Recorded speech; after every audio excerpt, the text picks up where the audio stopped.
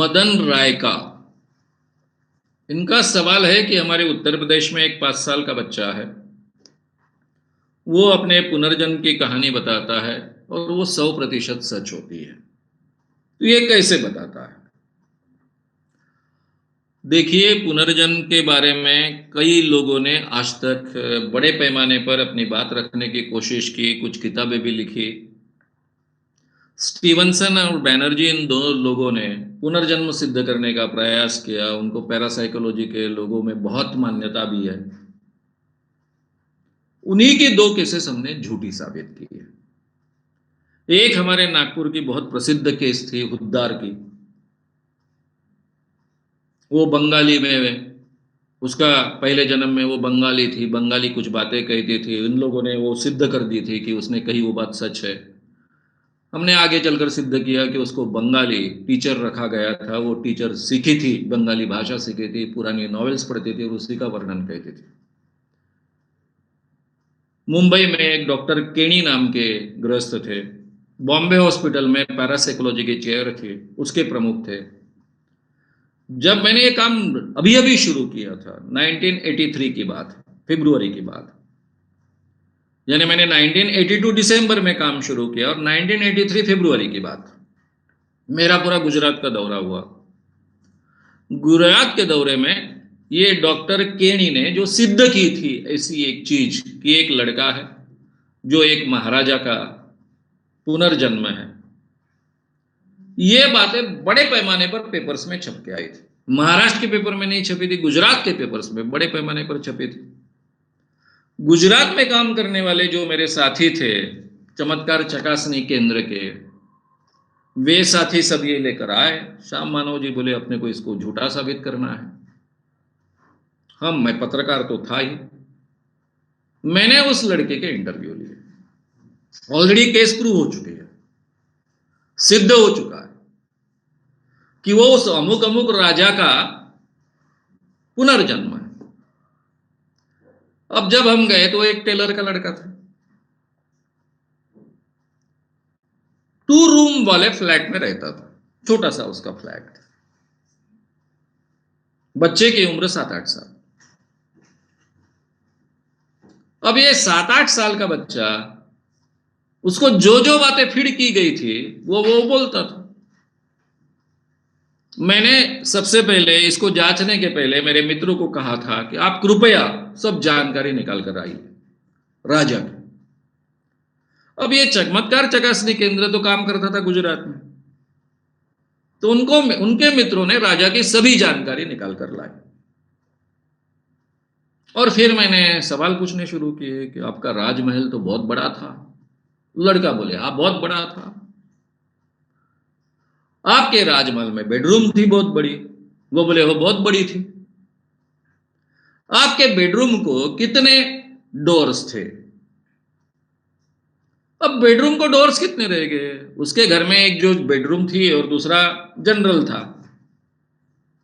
एक डोर था।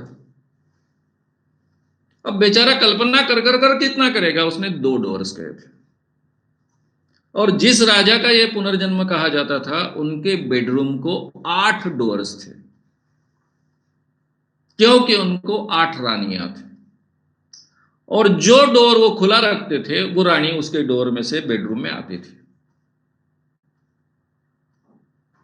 ऐसी कई बातें हमने पूछनी शुरू कर दी। अब जब हम अचानक गए थे, पत्रकार कर कर गए थे, पत्रकार कर कर उन्होंने बहुत स्वागत किया था उसके पिताजी ने। उसके पिताजी टेलर थे। अब वो पीछे नहीं हट सकते थे क्योंकि पेपर में छप के आएगा। मैं महाराष्ट्र का पत्रकार हूं तो मुझे जानते भी थे। और नेचुरली, ये मुंबई की बात है, नेचुरली जब ये सब बच्चे को कुछ समझता नहीं है, राजा के बारे में कुछ जानकारी नहीं है, क्योंकि सभी जानकारी तो बच्चे को प्राप्त होना संभव नहीं है। जब मैंने उसको डांटना शुरू किया तब बाप बीच में पड़ा और कहा कि क्या करे सर, ये बच्चा बहुत कल्पना करता है, कल्पना कर कर बड़ी बड़ी बातें करता था। ये जो बॉम्बे हॉस्पिटल की नर्स है, हमारे पास में ही रहती है, वो इसको डॉक्टर को बताने ले गई। ये डॉक्टर केणी को पता लग गया और डॉक्टर केनी ने इसको पुनर्जन्म कर कर डिक्लेयर कर दिया। अब जिधर उधर तारीफ होने लग गई, लोग आकर मिलने लग गए, हमको बहुत प्रसिद्धि मिल गई, हम भी उसमें बह गए।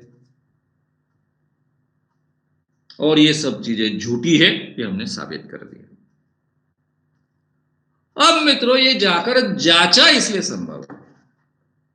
अब इसलिए कौन सा टेक्निक है? सिंपल टेक्निक है, जो पुलिस टेक्निक उपयोग में लाती है। एक आदमी अगर दूसरे आदमी का ढोंग कर कर वहां पहुंचेगा तो सब तो जानकारी उसको नहीं हो सकती है। तो आप अगर पत्रकार नहीं है तो किसी अच्छे पत्रकार की मदद लीजिए। अभी भी समय नहीं गया। जो 5 साल का बच्चा पुनर्जन्म के बारे में जो कहता है उसको रिकॉर्ड कीजिए, पहले अच्छे ढंग से रिकॉर्ड कीजिए। 2 बार, 3 बार, 4 बार रिकॉर्ड कीजिए। वीडियो रिकॉर्डिंग करने की आवश्यकता नहीं, ऑडियो रिकॉर्डिंग किया तो भी चलेगा। उसमें से ये बच्चा क्या क्या बोलता है वो पॉइंट्स निकालिए, और उसके बाद में जो अनुभवी पत्रकार होगा उसको लेकर जाइए, उसको ठीक ढंग से समझाइए, और जो जिस व्यक्ति का पुनर्जन्म कहा जाता है उसके घर के लोगों से सभी प्रकार की जानकारी प्राप्त कीजिए। जैसे मैं उदाहरण देता हूं कि मेरे ही एक पहचान वाले डॉक्टर मित्र को पुनर्जन्म की कहानी माना जाता था। यह भी शुरुआत की बात है, बाद में तो कोई आया ही नहीं, क्योंकि उनको मालूम है मानव साहब के सामने जाएंगे तो एक्सपोज कर देते हैं। शुरुआत की बात है, तब मैं इतने बड़े पैमाने पर मैं इन सब बातों को झूठा साबित करता हूं, ये प्रूव नहीं हो चुका था, तब की बात है। उसको सब लोग अपने दादाजी का पुनर्जन्म मानते थे। दादी जिंदा थी। अब ये खुद डॉक्टर था, एमबीबीएस डॉक्टर था, एमडी कर रहा था, सीख रहा था। एमबीबीएस होने के बाद में डॉक्टर बन ही जाता है इंसान। और बहुत तारीफ हो रही थी उसकी कि ये अपने दादाजी का पुनर्जन्म। तो मैंने क्या किया, उल्टी प्रोसेस उपयोग में लाई, दादी जी से मिलने गया। अब मेरी फैमिली से पहचान थी, पॉसिबल था। दादी जी को धीरे धीरे मैंने कई बातें पूछी। मैंने बोला, दादाजी इतने बड़े अच्छे लीडर थे, बहुत लोकप्रिय थे, उनके फोटो में देखता हूं तो बहुत हैंडसम थे, तो थोड़ा इधर उधर तो घसरते हो गए ना। दादी को धीरे धीरे मैं उनकी पहले तारीफ करते गया, दादी की तारीफ करते गया, दादा की तारीफ करते गया। कई बातें पूछने के बाद 1 घंटे बाद मैंने ये सवाल खड़ा किया। उन्होंने धीरे से कहा, उनका हाँ एक बाई के साथ में संबंध था, लंबे समय तक संबंध था, उसको बच्चे भी हुए, और कई साल तक उनको सभी चीजें पूरा दी जाती थी। मैं भी चुपके से कुछ भेजती थी। अब क्या करें, उनके पसंद की थी। और ये बात किसी को मालूम नहीं घर में, ये उन्होंने भी आगे बता दी। और फिर मैंने उसको पकड़ा, डॉक्टर को। डॉक्टर बोले, ऐसा कुछ मेरे जिंदगी में है ही नहीं, मैंने किसी स्त्री को यानी गए पुनर्जन्म में किसी स्त्री को स्पर्श किया ही नहीं। और दादी का स्टेटमेंट, उन दिनों में मुझे आदत थी सब चीजें रिकॉर्ड करने की, दादी का स्टेटमेंट सीधा सामने रख दिया। अब खुद उनकी सगी दादी कह रही है कि मेरे पति के संबंध थे, उनको बच्चे भी हुए थे उस औरत को, और घर से काफी संपत्ति उनको दी जाती थी, लेकिन किसी को पता नहीं चलने दिया क्योंकि उसमें बदनामी का डर था। ऐसी कई बातें होती है, क्योंकि एक नियम है, एक का ब्रेन दूसरा व्यक्ति कभी भी जैसे के वैसे कॉपी नहीं कर सकता है। ये जो आइडेंटिटी ढूंढने के लिए पुलिस टेक्निक उपयोग में लाती है, वही टेक्निक यहां उपयोग में लाई है। आप आसानी से सिद्ध कर पाओगे कि इस बच्चे को कुछ भी नहीं है, कुछ आधी अधूरी इधर उधर की बातें। जैसे मेरा एक घर था, वहां नीम का पेड़ था सामने में, आंगन में। अरे भाई, नीम का पेड़ होने वाले कितने आपको घर मिलेंगे? सामने में एक कुआं था। अरे भाई, सामने घर के सामने आंगन में कुआं होने वाले कितने घर आपको मिलेंगे? ऐसे कोई तो भी सिमिलैरिटीज के आधार पर ये पुनर्जन्म वाले सिद्ध करने का दावा करते हैं। ये चीजें जांची जा सकती है, आप खुद जांच सकते हो और उसको झूठा साबित कर सकते हो। ये गांव-गांव में होते रहता है, इसलिए हमको रुचि नहीं होती है इसमें। क्योंकि आज तक पैरासाइकोलॉजी ने बहुत मेहनत ली, लेकिन पुनर्जन्म कभी साबित नहीं कर पाए। आपको अभी आपने ये विषय निकाला है, इसलिए आपके सामने और भी एक किस्सा मैं सुना देता हूँ। हमारे यहाँ स्टार न्यूज़ जो है, जिसको हम एबीपी कहते हैं, उसका मराठी वर्जन है एबीपी माझा। मेरे मित्र वहां काम करते हैं। एक दिन अचानक मुझे फोन आया कि आपको इस प्रोग्राम को आना है। मैंने कहा यार अभी मैं तैयार नहीं हूँ, बड़ा मुश्किल है, मेरी नींद नहीं हुई है, और ऐसे स्थिति में तुम अभी कह रहे हो कि 2 घंटे में मुझे यहाँ से निकलना है और आपके स्टूडियो में आना है, तो बड़ा मुश्किल है, मुझे माफ़ कर दो। वो कहे नहीं, बहुत महत्व का विषय है, पुनर्जन्म पर विषय है, तुम्हारा फ़ोन ही नहीं लग रहा था और तुम नहीं आओगे तो बड़ी दिक्कत हो जाओगे। अब पुनर्जन्म विषय है बोलने के बाद में मैं तैयार हुआ। अभी नींद नहीं हुई थी, कुछ नहीं हुई थी, बहुत प्रवास कर कर मैं आया था, इसके बावजूद मैं तैयार हुआ। जाकर कार में बैठने लग गया, तब मेरे मित्र का फ़ोन आया कि आपको नहीं आना है। मैंने क्या हुआ? नहीं, बोले इस किताब के जो लेखक है, वो लेखक कहते हैं कि शाम मानव आएगा तो मैं कार्यक्रम नहीं करूँगा। अब ये महाराष्ट्र की बात मैं आपके सामने कह रहा हूँ। जो आदमी पुनर्जन्म पर किताब लिखता है, अब वो किताब तो मैंने पढ़ी नहीं। अगर मैं पहले पढ़ता तो उसको आड़ा-टेढ़ा कर सकता था। लेकिन अगर शाम मानव प्रोग्राम में आता है तो मैं प्रोग्राम ही नहीं करूँगा।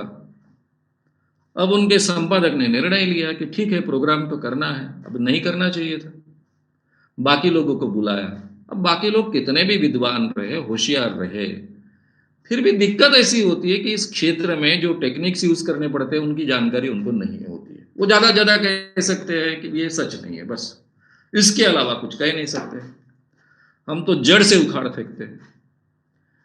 तो ये तो मैं महाराष्ट्र की बात कह रहा हूँ, जिन्होंने पुनर्जन्म पर किताब लिखी, टीवी ने खास प्रोग्राम रखा। मैंने टीवी चैनल का भी नाम आपके सामने लिया है, एबीपी माझा। मेरे ही मित्र ने मुझे बुलाया था और उसी ने बेचारे ने मुझे फ़ोन कर कर कहा कि सर आपको आना नहीं है, क्योंकि उस लेखक ने ऐसी शर्त डाली है कि शाम मानव आएंगे तो मैं कार्यक्रम नहीं करूँगा। तो इसका मतलब आप क्या निकालोगे? इसमें कोई सच्चाई है?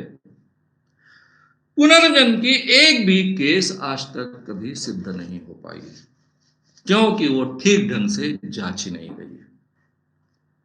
अरे भाई, हमारे महाराष्ट्र में बहुत बारामती के केसेस होते थे। कपड़े अपने आप जल रहे हैं, बर्तन उड़ रहे हैं, शरीर पर कपड़े फट रहे हैं। जब हमने केसेस जांचने शुरू किए तो एक भी केस आज तक हम डिस्प्रूव नहीं कर पाए, ऐसा हुआ नहीं। पुलिस को नहीं मिलती थी, पुलिस के बड़े-बड़े अधिकारी लगे हुए हैं, उनको नहीं मिलती थी, लेकिन हम जाकर सुलझाते थे। क्यों? क्योंकि उसमें हम धीरे-धीरे एक्सपर्ट बन जाते हैं। और मैंने कोई नए टेक्निक उपयोग में नहीं लाया। मैं पहले जर्नलिस्ट था, इन्वेस्टिगेटिव जर्नलिस्ट था। बहुत इन्वेस्टिगेशन कर काफ़ी लोगों को एक्सपोज़ करता था, यानी अंधविश्वास का क्षेत्र छोड़कर बाकी चीज़ों में। वही टेक्निक जो पुलिस अब अमल में लाते हैं, वही टेक्निक हम यहाँ पर अमल में लाते हैं। तो इसलिए आप अगर पत्रकार की, किसी अच्छे पत्रकार की, जिसको इन्वेस्टिगेटिव जर्नलिज्म का थोड़ा बहुत अनुभव है, ऐसे पत्रकार की मदद लोगे और ठीक ढंग से जानकारी इकट्ठा करोगे और फिर वो बच्चों को जानकारी पूछोगे, तो आपके ध्यान में आएगा कि इसमें कोई तथ्य नहीं है। इसके पीछे का एक कारण होता है कि कुछ बच्चे बहुत कल्पना करने वाले होते हैं और उनको वो कल्पनाएं सच लगती है, क्योंकि जो बोलते हैं तो वो देखते हैं, जब जिस समय वो बोलते हैं मुंह से, उस समय वो देखते हैं, दिखता है उनको, और वो कल्पनाएं उनको सच्चे लगती है, इसलिए बहुत कन्विक्शन के साथ वो बोलते हैं। लेकिन वो कल्पनाएं होती है, फिर लोग ही उनको जानकारी पहुंचाते रहते हैं, आसपास के लोग जानकारी पहुंचाते हैं। कभी जिन लोगों को ये पुनर्जन्म है ये सिद्ध करने की बहुत आवश्यकता लगती है, ऐसे लोग कुछ जानकारी पहुंचाते हैं, लेकिन इसके बावजूद बहुत जानकारी बची हुई रहती है जो उन तक पहुंची नहीं है, और उसके आधार पर आप उसको एक्सपोज कर सकते हो। ये पुनर्जन्म में कोई तथ्य नहीं होता है। अगर पुनर्जन्म सच होता तो आज तक विज्ञान में वो सिद्ध हो चुका होता। क्योंकि उस क्षेत्र में काफ़ी लंबे समय तक इन्वेस्टिगेशंस चलते रहे।